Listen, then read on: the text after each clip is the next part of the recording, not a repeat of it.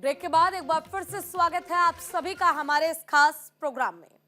वो अयोध्या जहां भगवान राम ने जन्म लेकर जग का कल्याण किया, वो अयोध्या जहां भगवान विष्णु ने 7वां अवतार लिया।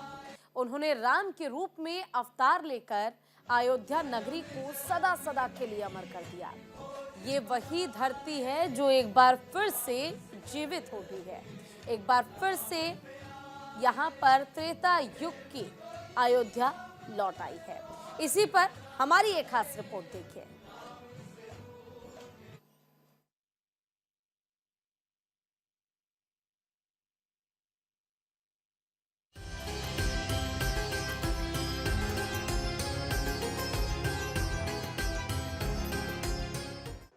राजा राम की राजधानी अयोध्या, यहीं पर राजा दशरथ ने राज किया और यहीं पर श्री राम का राज्याभिषेक भी हुआ। लेकिन समय बदला और समय के कुचक्र में यहाँ की गंगा जमुनी तहजीब को नष्ट करने के लिए कुछ आक्रमणकारियों ने हमला किया। लेकिन कहा जाता है ना, जा पर कृपा राम की होई, ता पर कृपा करे सब कोई। और एक बार फिर से समय बदला, अयोध्या अपने पुराने स्वरूप में आ रही है। 22 जनवरी को जब राम लला की प्राण प्रतिष्ठा होगी, उसके बाद अयोध्या का गौरव अपने आप में बेहद खास होगा। मैं अयोध्या हूँ। अयोध्या हिंदुस्तान के उत्तर प्रदेश राज्य का सबसे पुराना धार्मिक नगर। पवित्र सरयू नदी के दाएं तट पर बसा है अयोध्या।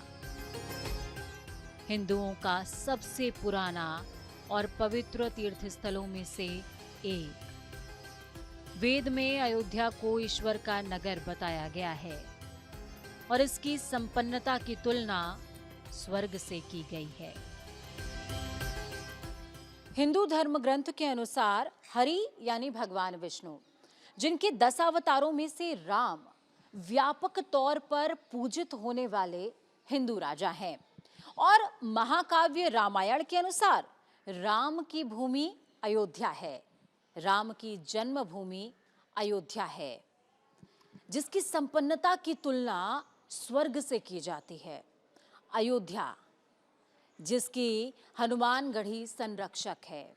अयोध्या जहां सरयू का किनारा, सरयू का होना उसकी पवित्रता की सौगंध है।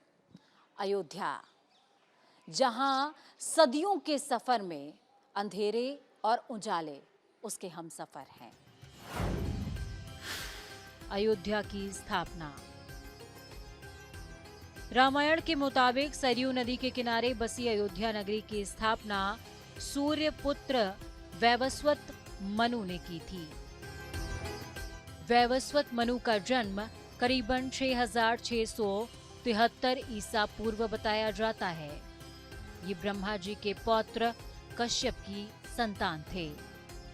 इसके बाद मनु के 10 पुत्र हुए, जिनमें इल, इक्ष्वाकु, कुशनाम, अरिष्ट, दृष्ट, नरिष्यंत, करुष, महाबली, शर्याति और प्रशद थे।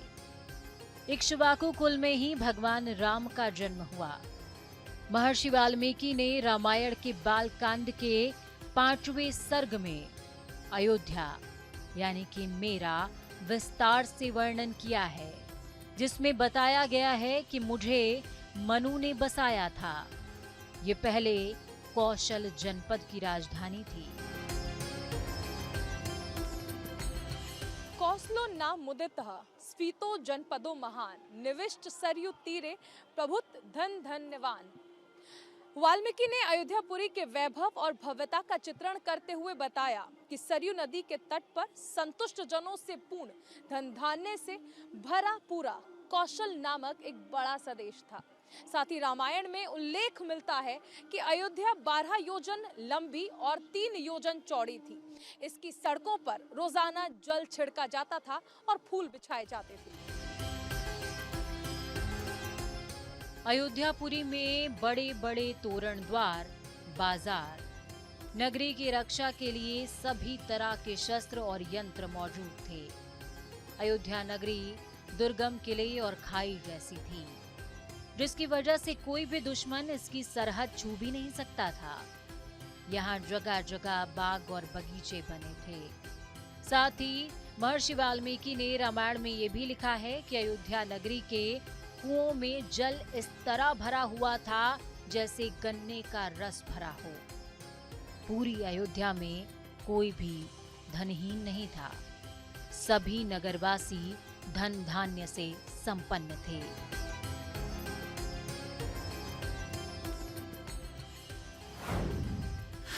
कैसे हुआ अयोध्या का निर्माण? स्कंद पुराण के अनुसार जिस तरह से काशी भगवान शिव के त्रिशूल पर टिकी है, ठीक इसी तरह अयोध्या यानी कि मैं विष्णु जी के सुदर्शन पर बसा हूँ।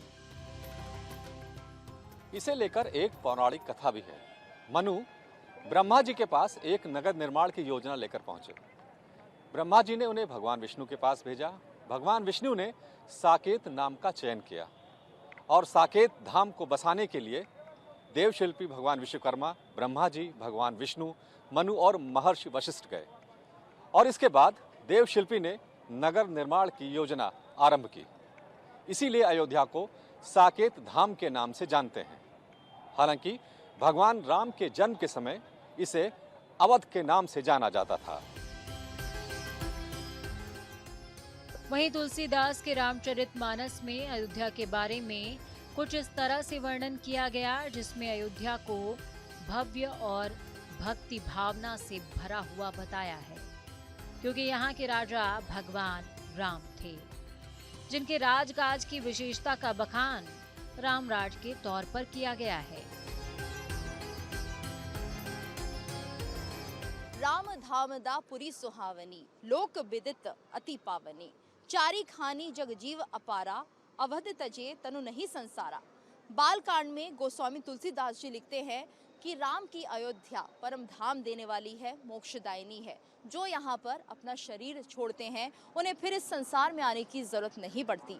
गोस्वामी जी ये भी लिखते हैं कि सरयू नदी में सिर्फ स्नान ही नहीं बल्कि दर्शन और स्पर्श मात्र से सारे पाप नष्ट हो जाते हैं। ऐसे में अयोध्या नगरी के धार्मिक दृष्टिकोण को लेकर एक कथा खूब प्रचलित है, जिसमें कहा गया है कि अयोध्या के महाराज विक्रमादित्य एक बार भ्रमण करते हुए सरयू नदी के पास पहुंचे। उस समय उन्हें अयोध्या की भूमि में कुछ चमत्कार नजर आया। आसपास के संतों ने महाराज विक्रमादित्य को अवध भूमि की धार्मिक महत्ता के बारे में बताया। इसके बाद विक्रमादित्य ने यहाँ मंदिरों, सरोवर और कुएं का निर्माण कराया। गोस्वामी तुलसीदास जी की रामचरितमानस को पढ़ा है। राम जी अवतार नहीं है, विष्णु अवतार नहीं लेते हैं। राम जी के संकल्प मात्र से विष्णु अवतार लेते हैं, राम जी के संकल्प मात्र से ब्रह्मा अवतार लेते हैं। उनकी समस्त लीला इस अयोध्या में हुई। ऐसी लीला हर युग युगांतर में होती है। एक ब्रह्मांड नहीं, हजारों ब्रह्मांडों में उनकी लीला होती है। भगवान ने 14 वर्ष तक वन की यात्रा की। उस समय भगवान को एक ब्रह्म हत्या का पाप भी लगा था, श्री राघवेंद्र सरकार को। तो जब वो 14 वर्ष के बाद अयोध्या में आए गुरु वशिष्ठ जी की आज्ञा से, तब उन्होंने एक जगह उचित समझी। तो वो यही जगह है जहाँ भगवान का विमान उतरा था। यानी साफ तौर पर कहा जा सकता है कि धर्म की नगरी अयोध्या बेहद मनोरम, मन भावन और देवत्व का साक्षात रूप रही है, जहां प्रभु राम स्वयं विराजमान रहे।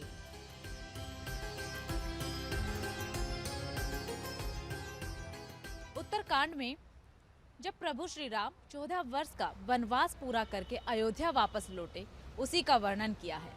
तुलसीदास जी लिखते हैं, अयोध्या वासियों के घर स्वर्ण और रत्नों से जड़े हैं। घरों की अटारी से लेकर खंबे और फर्श रंग बिरंगी मोतियों से ढले हैं। ऋषि मुनियों ने सरयू नदी के किनारे तुलसी के साथ साथ अनेक पेड़ पौधे लगाए हैं। और जब अयोध्या के राजा प्रभु श्री राम हैं, तो वहां की जनता समस्त सुखों से परिपूर्ण है।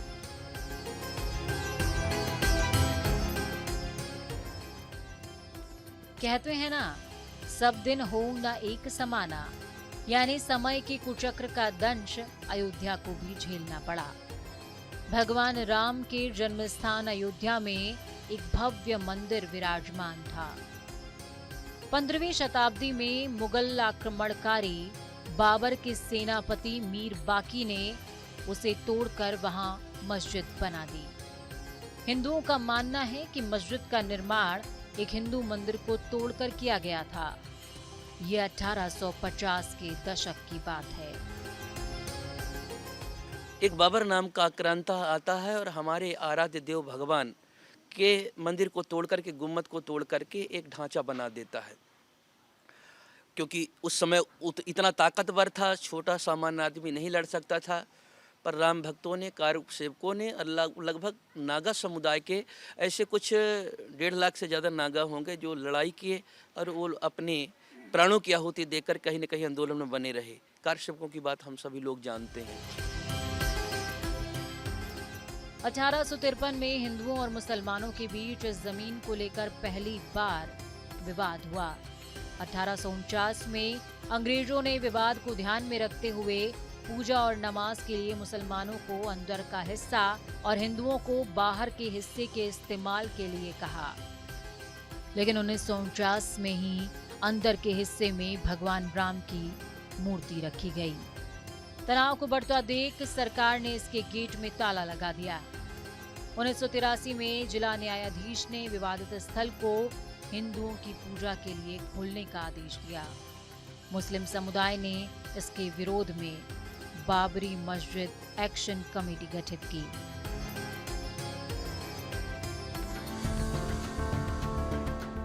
समय बीतने के साथ 1989 में विश्व हिंदू परिषद ने विवादित स्थल से सटी जमीन पर राम मंदिर की मुहिम शुरू की। 9 नवंबर 1989 को कारसेवकों और साधुओं के एक समूह ने अयोध्या में 7 घन फीट गड्ढा खोदकर मंदिर की आधारशिला रखी। बिहार के दलित कारसेवक कामेश्वर चौपाल नींव का पत्थर बिछाने वाले पहले लोगों में से एक बने। इसके बाद यहां पर सिंह द्वार स्थापित किया गया। 6 दिसंबर 1992 को अयोध्या में विवादित ढांचा गिरा दिया गया। इसके बाद लंबी चढ़ी कानूनी लड़ाई के साथ कारसेवकों पर गोलियां भी चलाई गईं, जिसे याद करके लोग आज भी सिहर उठते हैं। अब ये तो नहीं नज़ारा रहा था कि कोई बचेगा। जैसे हमारे बगल बड़े भाई संतोष भैया बैठे हुए हैं, इनको तो 4 गोली लग गई थी। रविशंकर भैया इनको उठाकर लेकर के भगे हैं। हम लोगों को सूचना मिली कि भैया को गोली लग गई।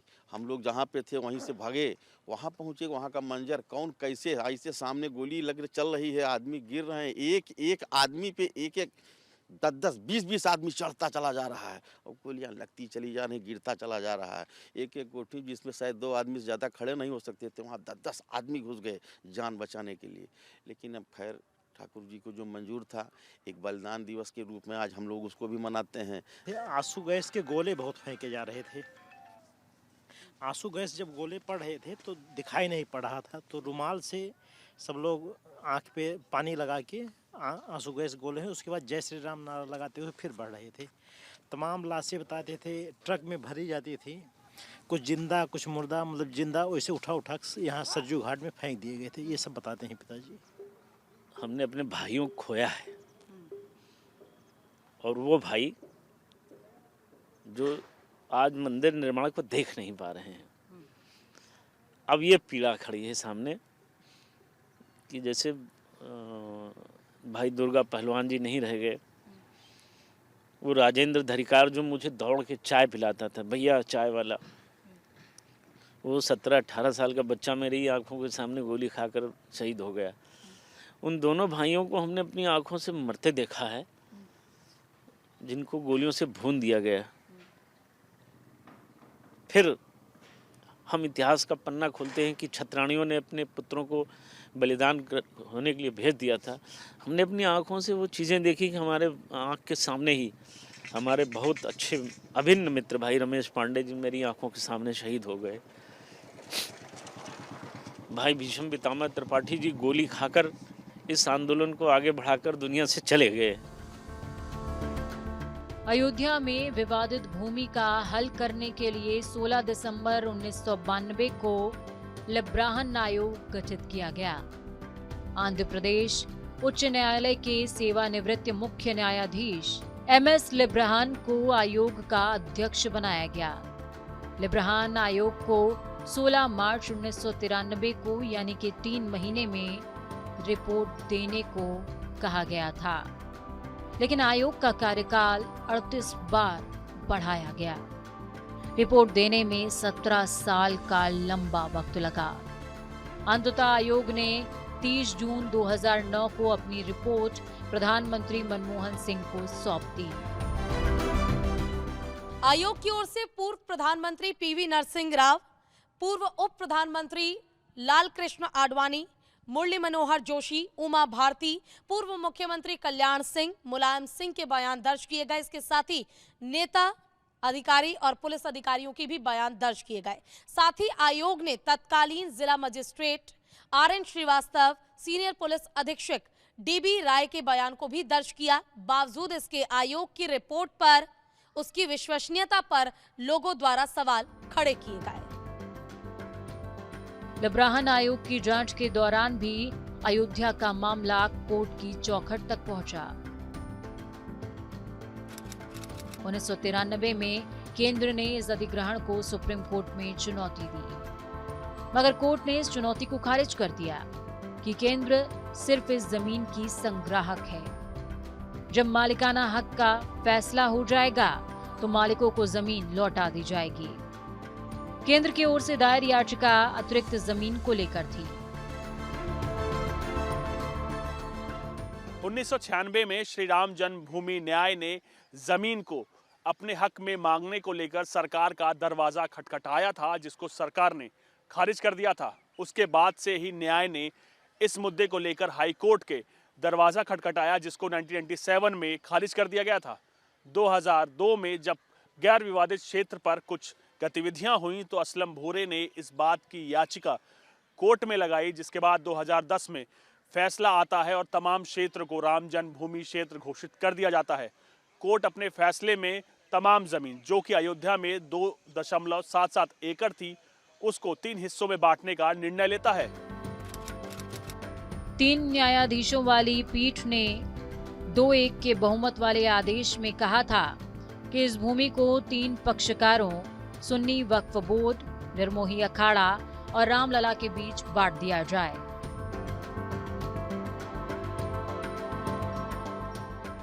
न्यायालय ने बहुमत से निर्णय दिया कि विवादित भूमि, जिसे राम जन्मभूमि माना जाता रहा है, उसे हिंदू गुटों को दिया जाए। इतना ही नहीं, न्यायालय ने ये भी कहा कि वहां से रामलला की प्रतिमा को नहीं हटाया जाएगा।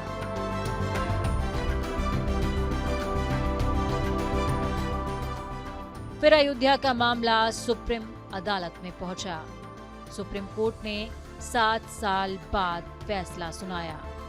इसके बाद 11 अगस्त 2017 से 3 न्यायाधीशों की खंडपीठ विवाद पर हर रोज सुनवाई शुरू करेगी। लेकिन सुनवाई से ठीक पहले शिया वक्फ बोर्ड ने न्यायालय में याचिका लगाकर विवाद में पक्षकार होने का दावा किया और 70 साल बाद 30 मार्च 1946 के ट्रायल कोर्ट के फैसले को चुनौती दी, जिसमें मस्जिद को सुन्नी वक्फ बोर्ड की संपत्ति घोषित कर दिया गया था। लेकिन कोर्ट ने कहा कि सीता रसोई और राम चबूतरा का कुछ हिस्सों पर निर्मोही अखाड़े का भी कब्जा रहा है, लिहाजा ये हिस्सा निर्मोही अखाड़े के पास ही रहेगा। 2 न्यायाधीशों ने ये निर्णय भी दिया कि जन्मभूमि के कुछ भागों पर मुसलमान प्रार्थना करते रहे हैं। ऐसे में विवादित भूमि का 1/3 हिस्सा मुसलमान गुटों को दे दिया जाए। लेकिन हिंदू और मुस्लिम दोनों ही पक्षों ने इस निर्णय को मानने से इनकार करते हुए सर्वोच्च न्यायालय का दरवाजा खटखटाया।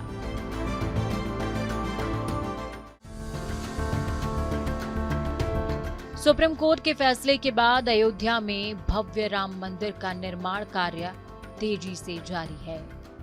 मंदिर का काम अब करीब पूरा हो चुका है। राम मंदिर के निर्माण के साथ अयोध्या की तस्वीर ही नहीं बल्कि तकदीर भी बदलने लगी है। बीजेपी की सरकार आने के बाद अयोध्या में विकास की गंगा बह रही है, बल्कि कहा जा सकता है कि विकास की नींव उस दिन से ही पड़ गई थी जब 5 अगस्त 2020 को प्रधानमंत्री नरेंद्र मोदी ने रामलला के मंदिर के लिए आधारशिला रखी थी। 22 जनवरी 2024 को रामलला की प्राण प्रतिष्ठा की जाएगी। अयोध्या एक बार फिर से तैयार है अपने धार्मिक महत्व के लिए। धार्मिक नगरी अयोध्या अब इंतजार कर रही है अपने उन भक्तों का जो प्रभु श्री राम के दर्शन करने के लिए यहाँ पर आएंगे। अयोध्या कह रही है, हाँ मैं वही अयोध्या हूँ, जहाँ अब ना तंग गलियां हैं और ना कोई आपसी रंजिश। अब हर तरफ हरियाली लौट रही है। मैं फिर से आबाद हो रही हूँ। आरजू है कि हर कोई मेरी भी आवाज सुने।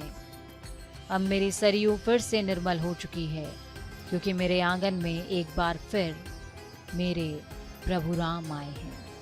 मैं वही अयोध्या हूँ, जिसके नाम का अर्थ है जहाँ जिस भूमि पर कभी युद्ध ना हुआ हो। आज मैं अपने नाम को अंगीकार कर रही हूँ। मैं अयोध्या हूँ। न्यूज़ इंडिया के लिए प्रोग्रामिंग डेस्क से भानु प्रकाश की रिपोर्ट।